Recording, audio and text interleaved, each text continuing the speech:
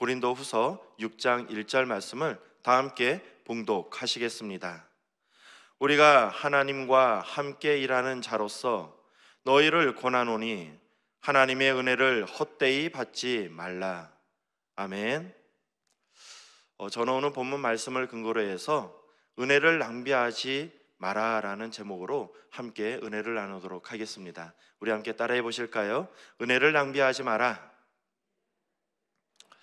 어느 한 심리학자가 아주 특이한 실험을 해보았다고 합니다. 한 마을을 정해서요, 한 달 동안 그 집집마다 매일 이 100불씩 그 집 앞에 놓고 사람들이 어떻게 반응하는가, 이것에 대해서 관찰했던 실험이었습니다. 이 첫째 날 이 사람들은 이 100불을 발견하고 나서 이 100불을 누가 놓고 갔는지 의아해하면서 아무도 모르게 슬그머니 주머니에 넣어 놨다고 합니다. 이 사흘쯤 지나고 나니까 온 마을에 이 매일 아침 이 100불씩 놓고 가는 이 사람에 대한 이야기가 들려지게 되었습니다. 이렇게 둘째 주가 지나자 이제는 많은 사람들이 이 100불을 기다리면서 문 앞에 서서 이 100불이 주는 사람을 기다리게 되었습니다. 그리고 셋째 주가 되자 더 이상 이 돈을 받는 거에 대해서 이상하게 생각하는 사람들이 없어지게 되었습니다.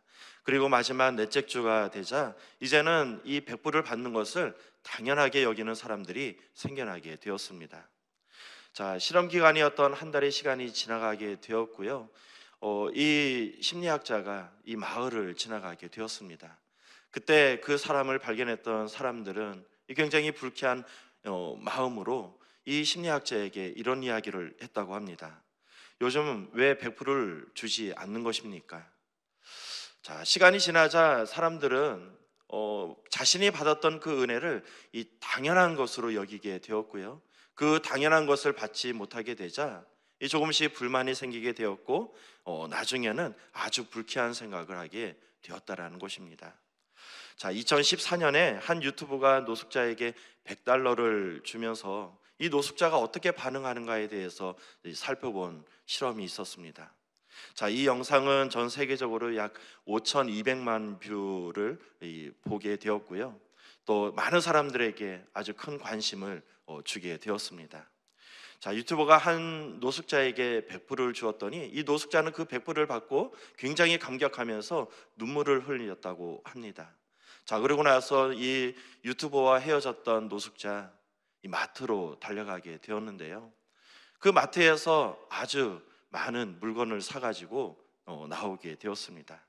자, 그리고 그 물건을 가지고 이 공원에 나가서 이 노숙자들에게 자신이 샀던 음식들을 하나 둘 나눠주게 되었습니다. 그 모습을 보았던 유튜버 달려가서 노숙자에게 인터뷰를 요청하게 되었는데요. 자, 이 인터뷰에서 이렇게 이야기를 했다고 합니다. 아니, 당신은 왜 이 100불을 가지고 자신을 위해서 쓰는 것이 아니라 그것을 음식을 사서 노숙자들에게 나눠줘 버렸습니까? 그때 이 노숙자는 유튜버에게 이런 이야기를 했다고 합니다. 나는 내가 무엇을 할 때 행복함을 느끼는지 잘 알고 있습니다. 노숙자 가운데서도 좋은 사람들이 아주 많이 있습니다. 단지 상황이 그들을 그렇게 만든 것 뿐입니다. 이 영상을 보았던 네티즌들은 이 노숙자 이 토마스의 새 출발을 위해서 모금 운동을 합시다라고 하면서 모금 운동을 시작하게 되었는데요. 한 달 만에 목표했던 금액의 약 800%인 이 8만 달러를 모금해서 그에게 안겨 주었다고 합니다. 자, 우리가 누리고 있는 은혜 당연한 것으로 여기며 살아갈 때가 많이 있습니다. 하지만 우리가 기억해야 할 것이 있는데요. 이 세상에서는 당연한 것은 없다라는 것입니다. 그러므로 우리는 은혜에 대한 감사하는 마음으로 삶을 살아가야 하는 것입니다. 감사하는 삶을 살아갔을 때 우리 하나님께서는 더 큰 은혜를 우리 인생 가운데 베풀어 주실 줄 믿습니다. 그러므로 언제나 또 감사하는 삶을 살아가는 저와 여러분 되시기를 주님의 이름으로 축원드리겠습니다. 자, 그렇다면 우리는 어떻게 감사하는 삶을 살아갈 수 있는 것일까요? 첫 번째 살펴볼 말씀, 재능을 낭비하면 안 됩니다. 우리 함께 따라해 보실까요? 재능을 낭비하면 안 됩니다. 1920년대 미국 범죄 역사상 가장 정설적인 이 보석 도둑이 있었다고 합니다. 아더 벨이라는 사람이었는데요. 그는 아주 명문가에서 태어나게 되었고요. 또 부유한 가정에서 자라나게 되었습니다. 특히 손재주가 많아서 이 기계를 다루는데 능한 사람이었었고요. 또 피아노도 얼마나 잘 쳤는지 독주회를 열 만큼 아주 많은 재능을 가지고 있었던 사람이었습니다.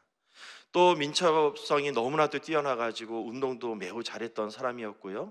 언변도 능력도 있어가지고 그 주위에는 항상 많은 친구들이 모여 있었습니다. 자, 이처럼 이 아더는 다재다능한 그러한 능력을 가지고 태어나게 되었습니다.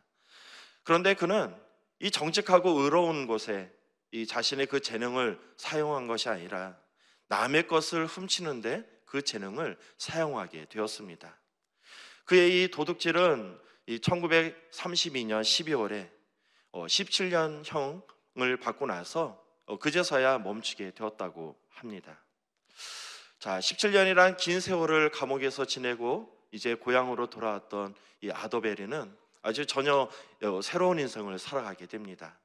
그가 개과천선했다는 이야기를 들었던 한 기자가 그 마을에 찾아가서 아더베리를 인터뷰를 하게 되었는데요. 그때 이 기자는 아더베리에게 이런 질문을 하게 되었다고 합니다. 당신은 이 많은 부자들에게서 보석을 많이 훔쳤는데 어떤 부자에게서 가장 많은 보석을 훔쳤습니까? 라는 질문을 하게 되었습니다. 자, 그 질문을 받았던 아더베리는 한참 고민에 빠지게 되었는데요. 그리고 나서 눈물을 흘리면서 이런 이야기를 했다고 합니다. 내가 가장 많이 훔친 상대는 바로 나 자신이었습니다. 그는 자신에게 있는 이 재능을 이 남의 보석을 훔치는데 일평생 사용했고 또 그것 값을 치르는데 인생의 무려 3분의 1을 시간을 낭비한 것을 그제서야 깨닫게 되었던 것입니다.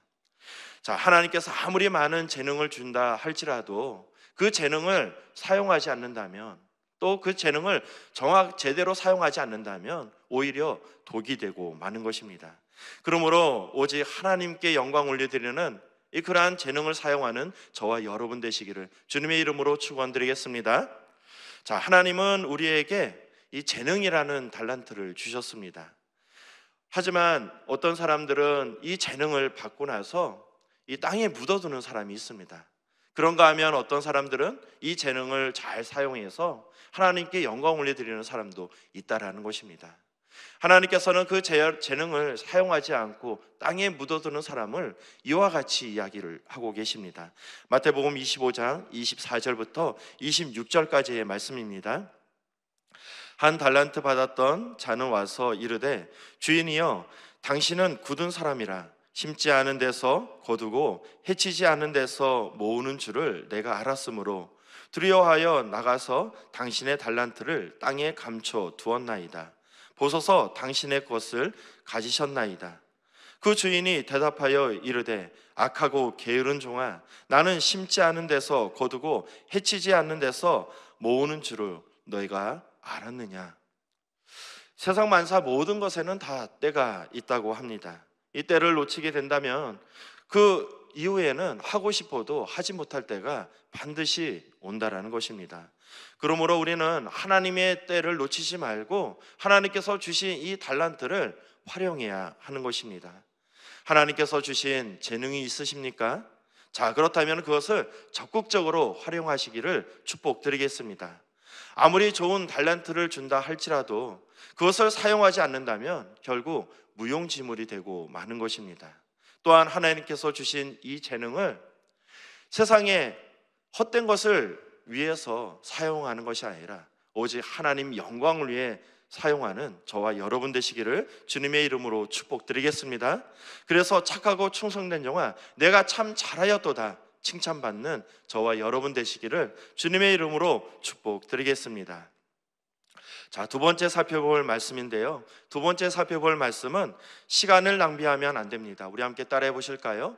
시간을 낭비하면 안 됩니다. 존 파이퍼 목사님의 인생을 낭비하지 마라라는 명설교가 있습니다.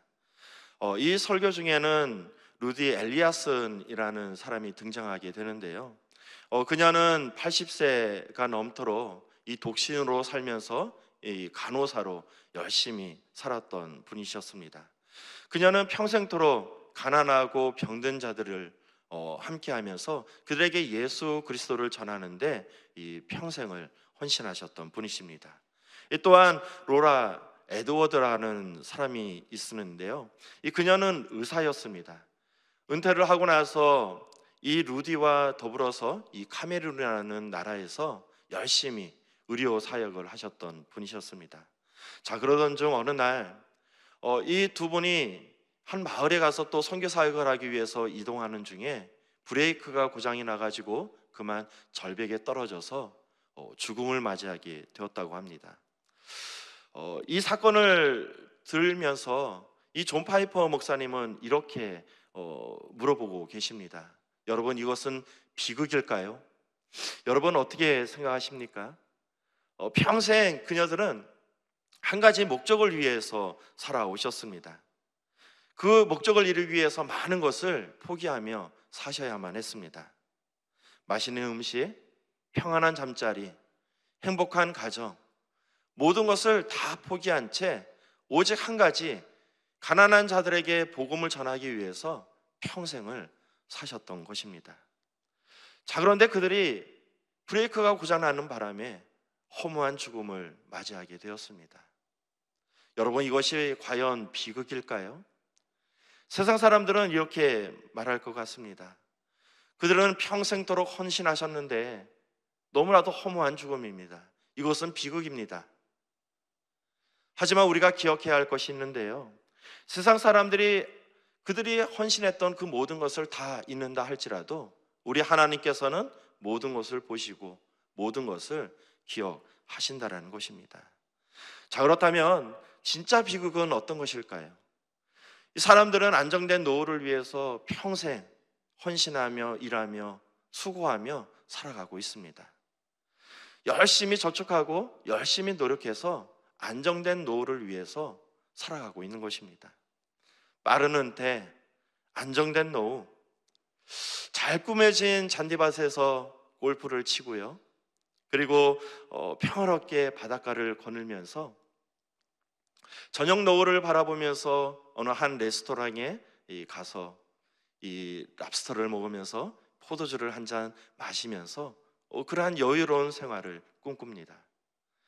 사람들은 그것을 안정된 노후라고 이야기를 하고요, 또 그러한 인생을 꿈꾸며 살아가고 있습니다.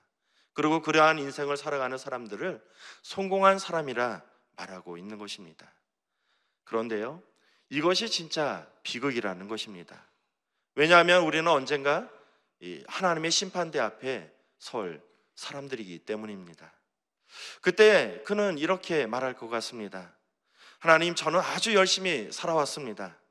좋은 대학에 들어가기 위해서 열심히 공부를 했고요, 또 승진하기 위해서 누구보다도 열심히 일을 했습니다. 그래서 이 많은 것을 얻게 되었습니다. 보십시오, 저는 노력한 대가로 이 큰 집을 얻게 되었고 좋은 차도 얻게 되었습니다. 제가 이룬 것을 보시옵소서. 그때 우리 하나님께서는 이렇게 말씀하실 것 같습니다. 누가복음 16장 25절 말씀입니다. 아브라함이 이르되 예, 너는 살았을 때 좋은 것을 받았고 나사로는 고난을 받았으니 이것을 기억하라. 이제 그는 여기서 위로를 받고 너는 괴로움을 받느니라. 사랑하는 성도 여러분, 우리는 루디와 로라의 그 인생을 살아보면서 참 불쌍하다, 비참한 인생을 살았구나라고 생각할 수 있습니다. 하지만 우리 하나님께서는 그런 루디와 로라를 꼭 안아주면서 이렇게 말씀하실 것 같습니다. 착하고 충성된 종아, 내가 적은 일에 충성하였음에 내가 많은 것을 내게 맡기리니 내 주인의 즐거움에 참여할지어다. 하나님께서 주신 시간을 낭비하지 마시기 바랍니다. 매 순간 최선을 다하며 하나님 나라를 세워가는 저와 여러분 되시기를 주님의 이름으로 축원드리겠습니다. 그래서 마침내 우리 하나님께 착하고 충성된 종아, 내가 참 잘하였도다, 칭찬받는 저와 여러분 되시기를 주님의 이름으로 축원드리겠습니다. 자, 마지막 세 번째 살펴볼 말씀인데요. 마지막 세 번째 살펴볼 말씀은 구원을 낭비하면 안 됩니다. 우리 함께 따라해 보실까요? 구원을 낭비하면 안 됩니다. 예전에 제가 신학교 다닐 때 전도할 때 이야기입니다. 거리에 나가서 열심히 예수님을 전하게 되었는데요. 그때 한 어르신과 이런 이야기를 나눴던 적이 있습니다. 어르신, 예수님 믿으세요? 예수님 믿으시면은 구원받고 천국 갈 수 있습니다. 그때 그 어르신은 이렇게 이야기를 하셨습니다. 나는 여지껏 살아오면서 공짜로 뭘 받아본 적이 없어. 그런데 나는 지금 뭐 담배도 피고 술도 마시고 죄를 너무 많이 졌기 때문에 예수님을 믿고 구원을 받을 수 없습니다. 제 자녀들한테 예수님을 전하고 이 자녀들은 교회 가라고 이야기를 하겠습니다. 이런 이야기를 했던 적이 있습니다. 그때 저는 어르신에게 이런 이야기를 들려드렸는데요. 어르신, 지금 숨 쉬고 있는 거 혹시 값을 치르고 계십니까? 지금 따뜻한 태양빛에서 이렇게 살고 계시는데 그 태양의 값을 치르고 계십니까? 의료보험이 혜택이 없는 상황에서 이 중환자실에서 이 산소호흡기를 끼고 있으면 하루에 30만 원씩 비용이 지출된다고 합니다. 그러면 한 달이면은 900만 원이고, 자, 그렇게 되면은 1년이면은 9천만 원에 9,600만 원의 비용이 들게 됩니다. 이 어르신께서 70년을 사셨으면은 6억 7천만 원의 많은 비용이 들게 되는데 혹시 그 값을 다 치르시면서 살아가고 계십니까? 자, 그 얘기를 들었던 어르신 한참 생각을 하시더니 그렇게 많은 비용을 내야 되느냐 물어본 적이 있습니다. 그때 저는 그런 이야기를 했습니다. 어르신, 은혜라는 것은 우리가 갚을 수 없기 때문에, 그래서 하나님께서 은혜로 주시는 것입니다. 이 구원도 마찬가지입니다.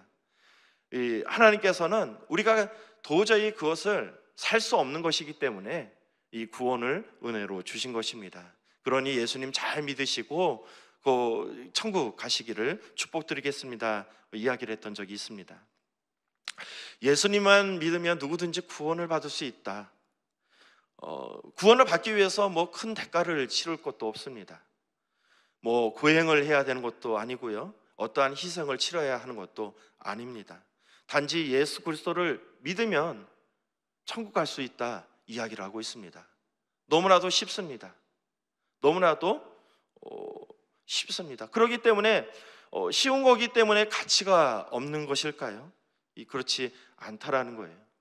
자, 우리는 그 쉬운 것을 이루기 위해서 예수님께서는 이 땅에 오셔가지고 몸과 피를, 물과 피를 다 쏟으시고 생명을 포기하면서 그 구원을 역사를 이루게 되신 것입니다. 우리는 그 대속의 은혜로 단지 예수님을 믿는다는 이유만으로 우리는 구원을 얻게 되었던 것입니다. 자, 그런 예수님께서 우리에게 말씀하시고 계십니다. 구원을 헛되이 낭비하지 마라. 내가 이 땅에 와서 물과 피를 다 쏟고 십자가에서 그 힘든 죽음을, 고통을 맞이했을 때 그것을 낭비하지 마라 말씀하고 계시는 것입니다. 예수님께서 말씀하십니다. 오직 성령이 너희에게 임하시면 너희가 권능을 받고 예루살렘과 온 유대와 사마리아와 땅끝까지 이르러 내 증인이 되리라 하시니라. 당신의 생명을 버리면서 구원의 길을 열어주신 예수님, 그 대속의 은혜란 세상의 그 어떠한 것보다 더 가치 있고 위대한 줄 믿습니다. 그래서 예수님께서는 그 구원의 은혜를 낭비하지 마라 말씀하고 있는 것입니다. 이 프랑스 철학자 장폴 사르트는 이런 이야기를 했습니다. 인생이란 B와 D 사이에 있는 C다. 즉 인생이란 태어남, 이 버스, 그리고 죽음, 데스, 그리고 선택, 초이스. 그러니까 태어남과 죽음 사이에서 수많은 선택이다 라고 말하고 있는 것입니다. 자, 우리는 무엇을 먹을까, 무엇을 입을까, 이러한 사소한 것서부터 어떤 인생을 살아갈 것인가, 이러한 중요한 결정까지 수많은 선택을 하며 살아가고 있습니다. 우리가 어떠한 선택을 하는가, 그것에 따라서 우리의 인생이 펼쳐지게 된다는 것입니다. 하나님은 우리에게 선택의 자유를 주셨습니다. 어느 것을 선택할 것인가, 그건 내 자유에 있다라는 것입니다. 하지만 우리가 기억해야 할 것이 있는데요, 우리가 어떤 것을 선택하느냐, 그것에 대한 이 결과, 책임은 우리에게 있다라는 것입니다. 오늘 하나님께서는 은혜를 헛되이 받지 말라 말씀하고 있습니다. 하나님께서 주신 시간, 또 하나님께서 주신 재능, 또 하나님께서 허락하셨던 구원, 이것을 낭비하지 말라 말씀하고 있는 것입니다. 오직 하나님의 그 은혜를 감사하고 또 하나님께 더욱더 크게 쓰임받는 저와 여러분 되시기를 주님의 이름으로 축원드리겠습니다. 매일같이 승리의 삶을 살아가는 저와 여러분 되시기를 주님의 이름으로 축원드리겠습니다. 기도하시겠습니다. 사랑과 은혜가 충만하신 아버지 하나님, 우리를 구원해 주시니 너무나도 감사드립니다. 오직 하나님 은혜를 마음에 새기게 도와주시옵고, 오직 그 은혜에 감사하는 삶을 살아갈 수 있도록 우리를 축복해 주시옵소서. 나를 위해 몸짓 계시고 피 흘리신 예수님을 마음에 새기게 도와주시고, 언제나 그 대속의 은혜 감사함으로 하나님께 더욱더 쓰임받는 우리가 될 수 있도록 복을 내려 주시옵소서. 오늘도 귀한 사역을 감당하고 계시는 우리 이영훈 대표 종회장님과 우리 황선우 담임 목사님 계십니다. 지금 콜롬비아에서 열심히 선교 사역을 감당하고 계시는데, 우리 하나님께서 그 사역 가운데 기름 부어 주시고 축복하여 주시옵소서. 선포되어지는 말씀이 변화되는 역사가 임하게 도와주시고, 구원의 역사가 임하게 도와주시고, 큰 기적의 역사가 임할 수 있도록 하나님 복을 내려 주시옵소서. 오늘도 귀한 헌물을 가지고 나온 우리 성도님들 계십니다. 모든 예물을 올려드린 손길 가운데 만복의 복을 더하여 주시옵고, 또 오늘 새벽을 깨워 예배 올려드린 모든 성도님들 기억하여 주셔서 성령으로 충만한 하루를 살아갈 수 있도록 하나님 복을 내려 주시옵소서. 그래서 더욱더 하나님께 쓰임받는 우리가 될 수 있도록 하나님 복을 내려 주시옵소서. 모든 기도 우리 구주 예수 그리스도의 이름으로 기도드리옵나이다. 아멘. 하늘에 계신 우리 아버지여, 이름이 거룩히 여김을 받으시오며 나라가 임하시오며 뜻이 하늘에서 이루어진 것 같이 땅에서도 이루어지이다. 오늘 우리에게 일용할 양식을 주시옵고, 우리가 우리에게 죄 지은 자를 사하여 준 것 같이 우리의 죄를 사하여 주시옵고, 우리를 시험에 들게 하지 마시옵고 다만 악에서 구하시옵소서. 나라와 권세와 영광이 아버지께 영원히 쌓옵나이다. 아멘.